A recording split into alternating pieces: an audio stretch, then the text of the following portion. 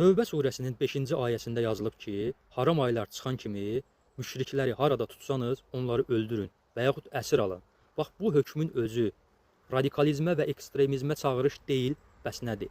Bəzən İslamı tənqid etmək istəyənlər Quranın döyüş ayələrini seçib göstərirlər, amma onların əvvəlini, sonrasını və nazil olma səbəbini demirlər. Əslində Ənfal surəsi 39-cu ayədə Allah buyurur: Fitnə aradan qalxana və din tamamilə Allaha məxsus olana qədər vuruşun. Əgər onlar əl çəkərlərsə, şübhəsiz ki Allah onların etdiklərini görür. Bu ayə Mədinə dövründə müsəlmanlara qarşı müharibə aparan və onları dinlərindən döndərməyə çalışan müşriklərlə bağlı nazil olub. Məqsəd səbəbsiz yerə insanlarla vuruşmaq deyil, zülmün qarşısını almaq idi.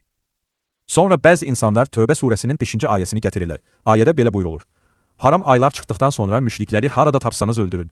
Onları tutun, mühasirəyə alın və hər keçiddə onları gözləyin. Əgər tövbə etsələr, namaz qılsalar və zəkat versələr, onları sərbəst buraxın.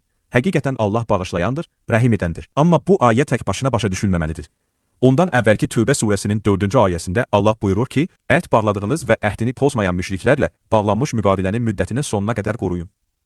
7-ci ayədə də buyurulur ki, onlar sizinlə düz davrandıqca, siz də onlarla düz davranın.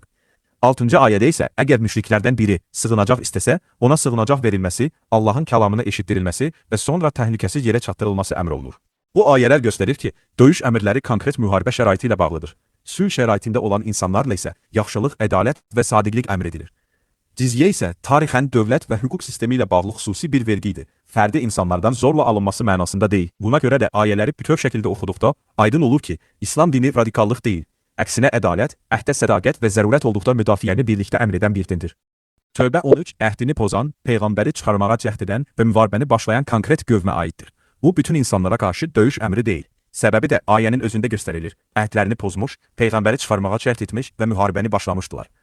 Bəqərə 190 döyüşün əsas prinsipi yalnız sizlə vuruşanlara qarşı vuruşmağı və həddi aşmamağı bildirir. Mümtəhinə 8 sülh şəraitində yaşayan insanlara yaxşılıq və ədalət göstərməyi əmr edir. Tövbə 7 müqavilələrə əməl etməyi və qarşı tərəf əhdə əməl etdikcə siz də əməl etməyi bildirir. Tövbə 4 əhd bağladığınız və pozmayanlarla əhdi sona qədər yerinə yetirməyi əmr edir. 5-ci ayə isə yalnız bu ayələrdən sonra başa düşülməlidir. Yəni əhdlərini pozmuş və müharibə aparan qruplarla bağlıdır. Bütün qeyri-müsəlmanlara aid ümumi əmr deyil. Cizyə də fərdi insanların istədiyi şəxsdən alınan ödəniş kimi deyil. Klassik İslam hüququnda İslam dövlətinin himayəsində yaşayan müəyyən qeyri-müsəlman vətəndaşlardan alınan dövlət vergisi idi. Geniş kontekstdə isə bütün bu ayələr birlikdə İslamın ədalət, əhdə vəfa və zərurət olduqda müdafiə prinsipini ortaya qoyduğunu göstərir. Yəni bir neçə ayəni kontekstdən çıxarıb İslamı zorakılıq dini kimi təqdim etmək Qurani-Kərimin bütöv mesajını əks etdirmir.